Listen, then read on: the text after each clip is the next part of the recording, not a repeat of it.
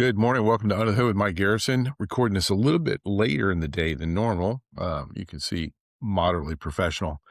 Got a big day today. The thing I wanted to share with you, Matt Wilkinson, good friend of mine, PhD guy from the United Kingdom, um, really smart on AI, really smart. Also, just a good egg, good person. Has a great post today about AI.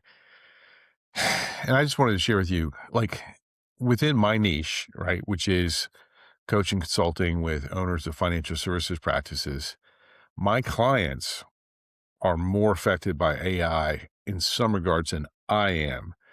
And so this is for you. How does AI affect you when you are in a heavily regulated, credential based, excellence based business like financial services? The answer is a lot.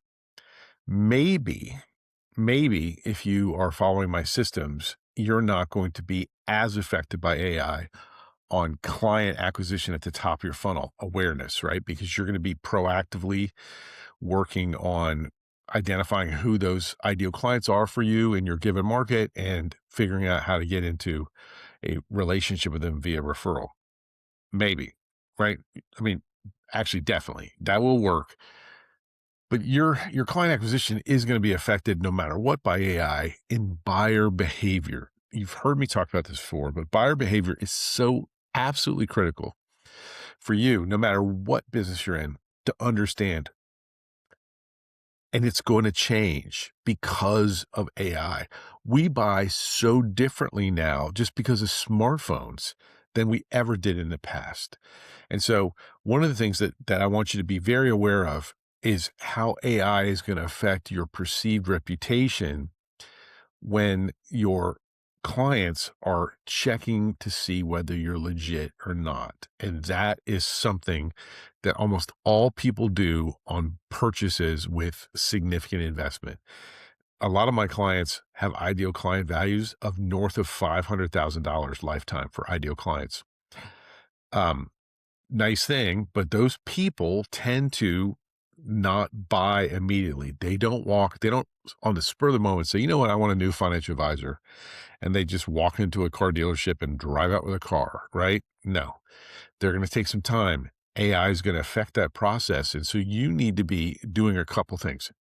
Two things right now. Number one is where you are, meaning your particular environment that you operate your business in, whether you're an insurance broker dealer like a Mass Mutual, whether you're a wirehouse captive. So wirehouse would be UBS, Morgan Stanley, Wells, Merrill.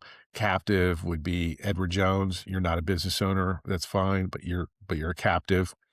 Or whether you're fully independent or whether you're direct registered, right? So whatever framework you're in, ask yourself how buyer behavior is going to impact your social vetting, your reputation vetting by AI. Are you going to be advantaged if you're at one type of regulatory environment versus another? Got to think about it. Everything's got trade-offs. Nothing's perfect. Everything's trade-offs. My next book coming out, I think May 12th, is Would You Build This? And it's a look at a very successful financial advisor at a very successful firm, evaluating kind of how he wants to go next. Like, what kind of firm does he want to be a part of? He's looking at the reality of buyer behavior and making decisions about what matters to him. There is no perfect solution. This book was really hard for me to write of and conceive of because I spent a year trying to come up with the perfect prescription that I could share with every financial advisor, which would miraculously fix everything. And I couldn't. Instead, I decided to write a book about how to think about these complex situations that are evolving that we cannot predict. Right? The predictable referral guy writing a book about something you can't predict. Right? Shocking. Anyways, what do we do? Number one, look at your regulatory environment. Number two, ask yourself how you like to run your business. Are you a techie? Do you like efficiency? Are you like a enterprise value um, owner? Great. There's specific things that you're going to be doing that are going to take you down a path that will work, but it's going to be very different from right now. Or are you a value person? Are you like a deep relationship person? Do you want to have less relationships with significantly more client concentration, but also client loyalty, client relationship warmth, right? You're going to go a different path from the techie advisor. The middle is death. You're not going to be able to compromise between the two for much longer. I'm really looking at 5 to 10 years, everything changing. Very excited. Got a white paper coming out sometime in the next month or so, partnering with a friend of mine who owns a really wonderful independent firm, and just kind of looking at how did we get here, what is here, and where do we go next. Anyways, you know the deal. Be real, be human, be authentic.